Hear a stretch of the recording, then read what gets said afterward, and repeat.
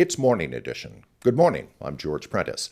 Because we will be talking a bit about PTSD and more specifically CPTSD, you should know that yes, we will be considering trauma for the next few minutes, but you should also know that our guest reminds us that while a life can be full of anger and pain, at the same time, it is very possible to have that life include plenty of peace and exquisite beauty. And these are some of her words in her amazing book. She is Stephanie Foo, an acclaimed radio producer for This American Life and Snap Judgment. Most of us know her New York Times bestseller, What My Bones Know, a memoir of healing complex trauma. And we are thrilled to report that she is to be the keynote speaker at the upcoming Northwest Conference on Resettlement, put together by the Idaho Office for Refugees. Stephanie Foo, good morning. Oh, thank you so much for that wonderful introduction. Good morning. May I call you Stephanie? Yes, of course. Okay. Okay. With your permission, I'm going to ask you to share with us a couple of passages from your book, What My Bones Know. By the way, how do you best explain to most of us what is CPTSD? Yeah, I think we're all familiar with PTSD. You can get PTSD from a single traumatic event. Let's say you're in a car accident, you can get PTSD from that. Complex PTSD occurs when the trauma happens over and over and over again for an extended period of time. Mm. So that could be survivors of war, of domestic violence, of child abuse. That's very frequent. My CPTSD comes from child abuse. It's kind of like if you were in a car accident every week for several years. You know, what the toll that takes on your brain is very different than classic PTSD, and it's more complex to heal. On social media, pretty early on, you threw a question out. Do I know anybody who was diagnosed with CPTSD? And one of the responses came back from someone that you call Lacey. And Mhm. in chapter 11 of your book, could you read a bit beginning with the words "Lacey said the road"? Could you share that with us? Sure. Lacey said the road would be long and difficult. That sounded about right, considering I was endeavoring to relearn how to be a person. I wanted to learn to be happy and strong and independent so I could support others instead of letting my own depression always take center stage. I wanted to learn how to be a better friend, partner, family member, to invest in permanent relationships. I wanted to be the kind of woman people didn't leave. I had to find out what was salvageable, if I had good qualities underneath all of those layers of trauma and hurt and workaholism. And you do caution us early on that the first part of your book is detailed about trauma, the trauma that you grew up with. And I have to tell you, my guess is it's not the first time a reader has told you this. I had to wince as I Mm. was reading more than a few times. I also had to decide whether I needed to put the book down a few minutes or whether it would be better to power through because you all, because you do promise us a happy ending. Yeah. And I Um, do say in the beginning too, like it's totally okay if you need to just skip a few pages. yeah. It's I recognize that books on trauma are really difficult, and I really wanted to make sure that survivors were protected in reading this book, and so I tried to keep the real ugly, nasty trauma stuff from my childhood to 50 pages or less.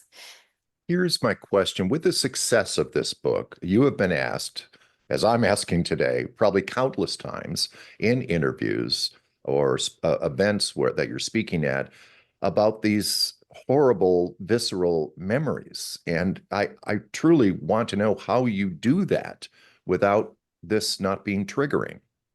Well, CPTSD is sort of a curse and a blessing. One of the advantages, or the what I kind of call superhero talents of having CPTSD, is that it makes us excellent at dissociation. I sort of leave my body and shut off all of my sadness and anxiety and all of that whenever I talk about my childhood, and I just don't feel anything. So it's pretty easy for me to talk about some of the hardest things that have ever happened to me that can happen in moments of crisis. It happened during the pandemic. I wrote this book during the pandemic, pretty much completely dissociated in one of the most traumatizing moments for our society. I guess living with CPTSD is kind of like being used to always feeling like you're going to die at any moment. And so at a certain point, you do kind of get dulled to it. And it can be both a terrible thing and a wonderful thing. Is it learned? Is it through professional help? My dissociation, Yeah. it's actually a symptom of Wow. people who are very traumatized. I think that they sometimes have a hard time accessing their feelings, particularly difficult feelings, but all feelings. Like when you numb the sadness, you can also numb the happiness. I think that it can be pathologized as something that's really debilitating for some people, and it certainly exists on a spectrum. But in moments of extreme distress, in moments of where you really need to stay calm in order to survive, we can be the calmest ones in the room. It is a survival mechanism from having to stay calm in dangerous moments where our lives were threatened. If you have a tiger, if a tiger ate your wife, you can't just like sit there and freak out about it and grieve. You have to feed your children. If you're living in a jungle, you have to find a way to survive. And so you have to shut down all of those feelings and keep going. And I think the harder thing has been to tap into some of those rough feelings and feel grief and sadness and anger over what happened to me as a child. Can I assume that when you are invited for readings or speaking engagements, that countless people come up to you when you're done and want to share their stories, and I'm wondering what that experience has been like. I feel like the language around trauma has actually been improving a lot with the help of social media Mhm. and awareness in books. So I think people understand more about the concept of trauma dumping Yeah. uh, and the toll that it can take on people. So, I don't so frequently get people coming up and dumping all their trauma on me. But what I do get a lot of is people coming to me and saying, my story is your story. Yeah. And I always say, thank you so much. And I'm so sorry. I'm so sorry that you have to be part of this club. But I always say, this is the crappiest club with the best people in it because I feel like survivors, when they come up to me, they're always so empathetic. They're so kind. They're so gracious. They're so thoughtful.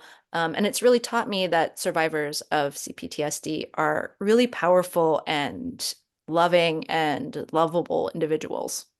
As a point of personal privilege, I have to tell you that my connection was I worked with foster kids, pretty high risk foster kids, probably close to 100 before I returned back to journalism. And I found your story to be their story. What I learned from your book and what you reminded me of more than a few times is that you never know that you are learning to survive, but only on the other side where there's any amount of light do you consider yourself a survivor, because the process of surviving is so just awful sometimes, even though you are surviving. It's all encompassing. And I Yeah. think a lot of times the process of surviving is so sad that there is a lot of self-hatred in there. For me, being abused and abandoned by both of my parents by the time I was a teenager, there was a lot of self-loathing and feeling like, why didn't anybody want me? Why must I be unlovable? And only years later, really, was I able to look at that teenage girl and think, oh my God, the strength that you have, the power that you have. to have gone through all of that and to keep going and to succeed. I mean, I have a lot of love and empathy for that girl now. I'm next going to ask you to read from your book again, chapter 43, if it's okay, beginning with the words, but there are two main differences. Okay. But there are two main differences now. I have hope and I have agency. I know my feelings, no matter how disconsolate they are temporary. I know that regardless of how unruly it is, I am the beast's master. And at the end of each battle, I stand strong and plant my flag. I am alive, I am proud, I am joyful still. So this is healing then, the opposite of the ambiguous dread, fullness. I am full of anger, pain, peace, love, of horrible shards and exquisite beauty. And the lifelong challenge will be to balance all of those things while keeping them in the circle. Healing is never final, it is never perfection, but along with the losses are the triumphs. I accept the lifelong battle and its limitations now. Even though I must always carry the weight of grief on my back, I have become strong. My legs and shoulders are long, hard bundles of muscle. The burden is lighter than it was. I no longer cower and crawl my way through this world. Now, I hitch my pack up, and as I wait for the beast to come, I dance. Well, there's a way to start any morning. Stephanie Fu will be the much anticipated keynote speaker at the upcoming Northwest Conference on Resettlement, sponsored by the Idaho Office for Refugees. Stephanie, great good luck to you. Safe journey. I can't thank you enough for giving me some time today. Thank you. So excited to see you there.